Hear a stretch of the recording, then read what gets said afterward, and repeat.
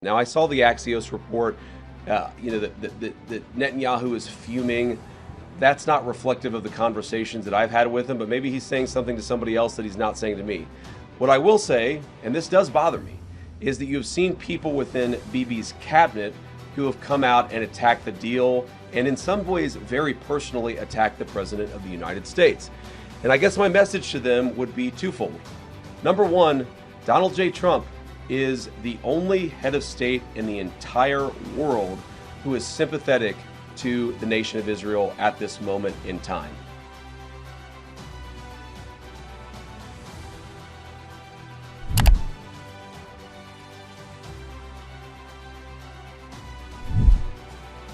Israel sedang mengalami hari-hari terburuk sepanjang sejarah konflik modernnya. Dalam satu hari, 3 tank Merkava yang disebut kebanggaan militer Israel hancur lebur diterjang Hizbullah di Lebanon Selatan. 1 tentara tewas, belasan lainnya terluka parah, dan drone Hizbullah menyerang tanpa henti dari segala arah. Benjamin Netanyahu bilang pukulan akan ditingkatkan, tapi kenyataannya Israel yang terus menerima pukulan. Di saat yang sama, sekutu terbesar Israel justru berbalik menekan dengan sangat keras. JD Vance, selaku Presiden AS geram dan Donald Trump mengancam, 2 orang paling berkuasa di Amerika Serikat sekarang sama-sama marah ke Israel. Dunia juga nggak tinggal diam. Irlandia memutus hubungan diplomatik dan negara-negara lain ikut menekan dari segala sisi. Israel yang selama ini merasa nggak tersentuh, kini benar-benar sendirian. Netanyahu menjadi orang yang paling disalahkan karena ini semua ulahnya. Trump sudah berkali-kali memperingatkan, tapi sang Perdana Menteri menolak mendengarkan. Cetak gol akan merangkum Israel yang terpojok akibat nggak patuhi Amerika Serikat sebagai berikut. Karma Israel, negaranya hancur lebur karena nggak mendengar Trump. Kehancuran Israel semakin menjadi-jadi akibat karma yang menimpa mereka sendiri. Tanggal 19 Juni 2026 menjadi salah satu hari paling kelam buat militer Zionis. Hizbullah mengumumkan berhasil menghancurkan 3 tank Merkava milik Israel dalam satu pertempuran. Media AFP melaporkan insiden ini terjadi di perbukitan Ali Al-Taher yang menghadap kota strategis Nabatieh. Tank Merkava merupakan kebanggaan terbesar militer Israel yang konon gak bisa dihancurkan. Setiap unit Merkava bernilai jutaan dolar dan mereka kehilangan 3 sekaligus dalam satu pertempuran. Ini bukan pertama kalinya militer IDF kehilangan tank Merkava sejak perang dimulai.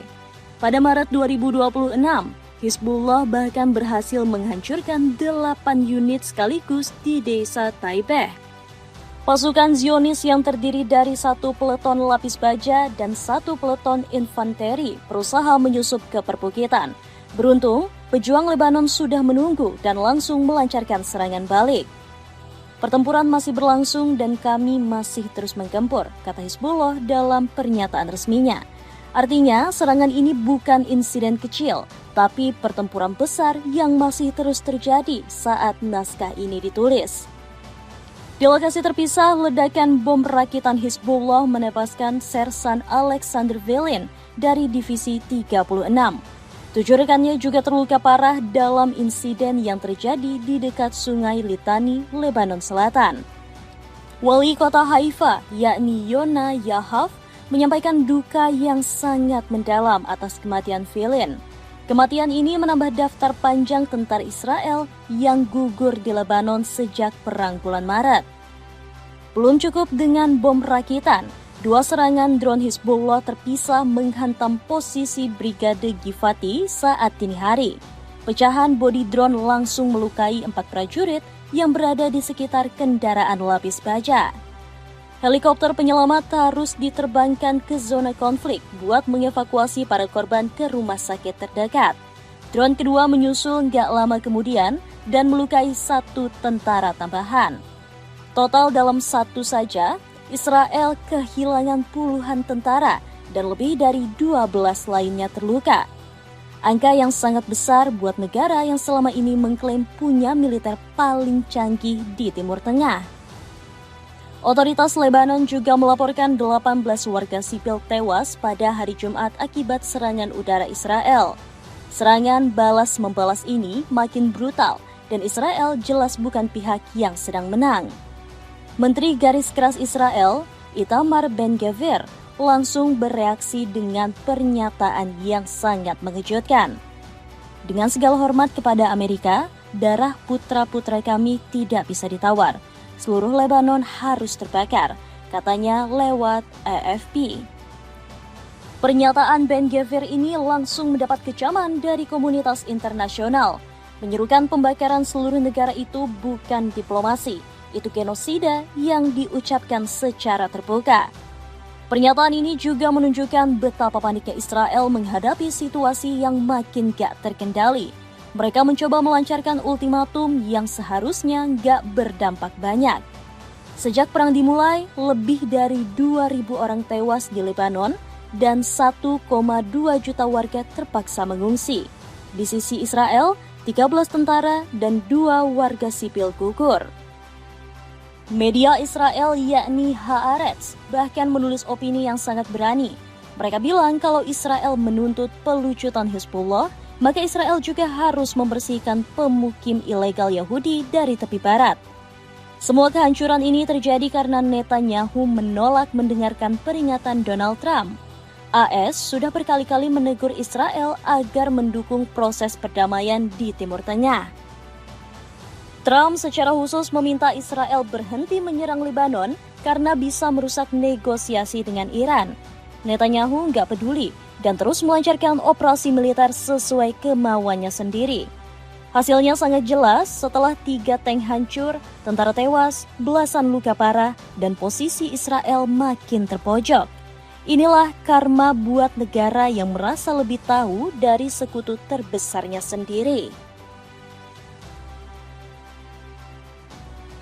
Dunia memusuhi Israel, siapkan perlawanan untuk lemahkan Zionis. Kalau kehancuran militer belum cukup membuat Benjamin Netanyahu sadar, maka isolasi diplomatik seharusnya membuka matanya.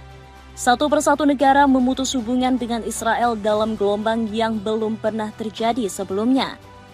Anadolu melaporkan Irlandia secara resmi memutus hubungan diplomatik dengan Israel. Dublin menjadi negara Eropa pertama yang mengambil langkah setegas ini sejak konflik dimulai. Keputusan Irlandia nggak berdiri sendiri. Perdana Menteri Simon Harris menyebut tindakan Israel di Gaza dan Lebanon sebagai kejahatan yang nggak bisa ditoleransi oleh negara beradab manapun. Spanyol sudah lebih dulu mengakui negara Palestina secara resmi di bawah kepemimpinan Pedro Sanchez. Langkah ini membuat hubungan Madrid-Tel Aviv memburuk secara drastis dan hampir putus total.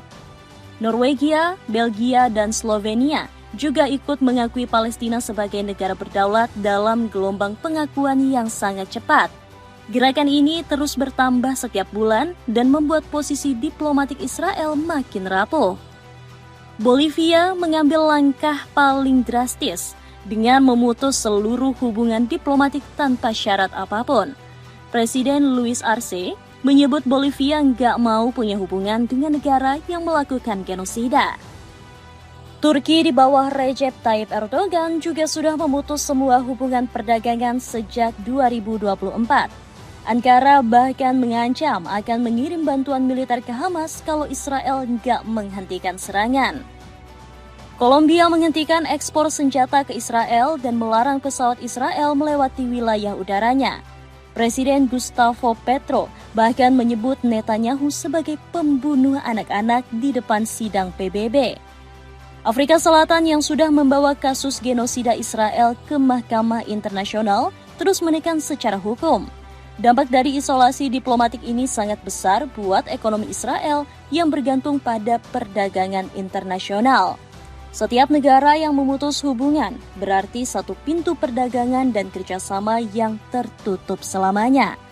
Ekspor teknologi dan pertahanan yang menjadi tulang punggung ekonomi Israel terancam kehilangan pasar. Israel yang selama ini mengandalkan Eropa sebagai mitra dagang utama, kini kehilangan mitra-mitra terpentingnya. Irlandia yang merupakan basis operasi banyak perusahaan teknologi global bisa membuat dampaknya sangat signifikan. Netanyahu mungkin masih bisa mengandalkan beberapa negara yang masih bersimpati seperti Argentina dan Hungaria. Tapi daftar negara yang memusuhi Israel terus bertambah dan trennya sangat jelas menuju isolasi total. Dapatkan 5 pieces kaos polos yang kini turun harga mulai dari 100 ribuan. Cek linknya di bawah ini. Donald Trump biarkan Zionis menderita, tarik semua dukungan militer. Pukulan paling telak buat Israel datang dari Amerika Serikat sendiri. J.D. Vance, sang wakil presiden AS, secara terbuka mengecam pejabat Israel yang berani mengeritik MOU perdamaian AS-Iran. Senjata Anda itu dibayar pakai uang pajak rakyat Amerika Serikat, kata Vance dengan nada yang sangat geram. Pernyataan ini dilansir AFP dan Al Arabiya pada Jumat 19 Juni. Vance secara spesifik menyerukan kepada anggota kabinet Netanyahu untuk bangun dan menyadari kenyataan. Dirinya bilang Trump merupakan satu-satunya kepala negara di dunia yang masih bersimpati ke Israel. Donald J. Trump adalah satu-satunya kepala negara di dunia yang bersimpati kepada negara Israel saat ini. Dan kebetulan dia adalah kepala negara adidaya dunia, tegas Vance. Now I saw the Axios report. That Netanyahu is fuming. That's not reflective of the conversations that I've had with him, but maybe he's saying something to somebody else that he's not saying to me. What I will say, and this does bother me, is that you've seen people within Bibi's cabinet who have come out and attacked the deal, and in some ways very personally attacked the President of the United States. And I guess my message to them would be twofold. Number one, Donald J. Trump is the only head of state in the entire world who is sympathetic to the nation of Israel at this moment in time. And he happens to be the head of state of the world's superpower. If I was in the cabinet of the Israeli government, I might not be attacking the only powerful ally that I have anywhere left in the entire world. And the second message I would give to some of those cabinet members, Bibi, to his credit, has not gone down this path. But to some of these cabinet members in Israel who are attacking the President of the United States, the other thing that I would say is that over the last 3 months, 2/3 of the defensive weapons that have protected your homeland have been built by American hands and paid for by American tax dollars. The problem for Israel is not Donald J. Trump. And anybody in Israel who thinks their biggest problem is the President of the United States needs to wake up and smell the reality of the situation that country is in. Thank you all. Pernyataan ini sangat mengerikan buat Zionis kalau dipahami dengan benar. Vance secara nggak langsung bilang kalau Trump berhenti bersimpati, maka Israel benar-benar sendirian tanpa sekutu manapun. MOU perdamaian AS-Iran yang ditandatangani di Swiss pada 19 Juni juga merupakan pukulan besar buat Netanyahu. Kesepakatan ini secara nggak langsung mengakui posisi Iran sebagai kekuatan regional yang sah. Israel sangat nggak senang dengan MOU ini dan menyebutnya bencana. Tapi Vance bilang Israel nggak punya hak mengkritik karena senjata mereka dibeli pakai uang Amerika. Lebih menakutkan lagi adalah ancaman Trump soal nuklir Iran yang ditunjukkan langsung ke Netanyahu. Sang presiden bilang kalau Iran sampai punya bom nuklir, maka Israel bisa tamat selamanya. Trump bahkan pernah bilang Israel bisa hancur dalam 2 jam kalau situasinya nggak dikendalikan. CNN melaporkan pernyataan ini yang langsung mengguncang seluruh elit politik Israel. Menteri Luar Negeri AS yakni Marco Rubio juga sudah menegaskan bahwa AS nggak terlibat dalam serangan Israel ke Iran. Pernyataan ini sangat luar biasa karena biasanya AS selalu mendukung setiap opsi militer Israel. Israel mengambil tindakan sepihak terhadap Iran. Kami tidak terlibat, kata Rubio dalam pernyataan resminya. Artinya kalau Israel diserang balik, mereka harus menghadapinya sendiri tanpa bantuan Amerika. Sang presiden sebelumnya juga sudah menggunakan kata-kata kasar saat menegur Netanyahu lewat telepon. Kabarnya percakapan tersebut berjalan dengan tensi yang sangat tinggi dan Israel dituntut berhenti menyerang Lebanon. Hubungan kedua pemimpin yang selama ini terlihat mesra kini berada di titik paling rendah. Trump merasa Netanyahu sengaja menyabotase negosiasi yang sudah dirinya bangun dengan Iran selama berbulan-bulan. Situasi ini belum pernah terjadi sepanjang sejarah hubungan AS-Israel. Biasanya, Washington selalu ada di belakang Tel Aviv apapun yang terjadi tanpa pengecualian. Tapi sekarang, Trump, Vance, dan Rubio semuanya mengambil jarak secara terbuka. 3 pejabat tertinggi AS kompak menunjukkan kekesalan yang sangat jelas ke Israel di depan seluruh dunia. Netanyahu yang selama ini merasa kebal karena dilindungi Amerika, kini harus menghadapi kenyataan yang sangat pahit. Sekutu terbesarnya sudah muak dan dunia sudah berbalik melawannya secara total. Di medan perang, tank Merkava hancur di Lebanon dan tentara tewas setiap minggu tanpa bisa dicegah. Drone Hizbullah menyerang posisi Israel dari segala arah dengan teknologi yang makin canggih. Di panggung diplomatik, Irlandia putus hubungan secara resmi, Bolivia putus total, Turki putus perdagangan, Kolombia larang senjata, Spanyol, Norwegia, Belgia, Slovenia akui Palestina. Afrika Selatan bawa kasus genosida ke Mahkamah Internasional. Di Washington, Vance bilang senjata Israel pakai uang pajak Amerika Serikat. Rubio bilang AS nggak terlibat dalam serangan Israel. Trump ancam Israel bisa hancur 2 jam dan menuntut Netanyahu berhenti menyerang. Ben-Gvir berteriak seluruh Lebanon harus terbakar, tapi kenyataannya Israel yang sedang terbakar dari dalam.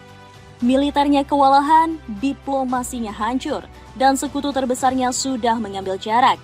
Kalau semua ini bukan tanda kehancuran, maka apalagi yang harus terjadi buat Netanyahu akhirnya membuka matanya. Israel sedang menuju jurang dan gak ada satupun negara di dunia yang mau menyelamatkan mereka kali ini. Celana pendek corduroy berbahan lembut yang sangat nyaman digunakan, cek linknya untuk mendapatkan harga termurah.